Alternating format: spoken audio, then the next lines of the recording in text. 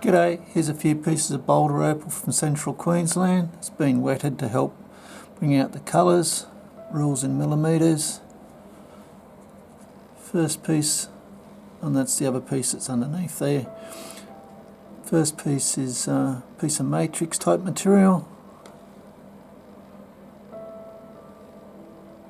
See the patterns there, basically just needs to be cut, polished.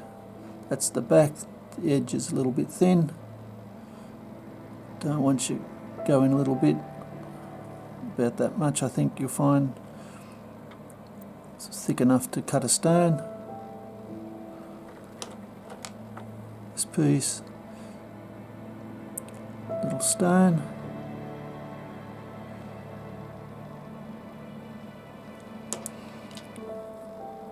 It's like a pipe.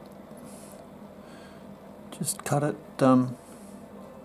like that, shape it up, I think. Well, that's what I'd do. This piece has basically got a couple of faces. There's one face there, another face there.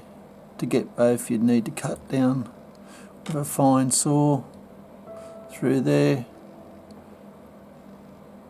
It's already been marked with the saw blade there, cutting another piece off.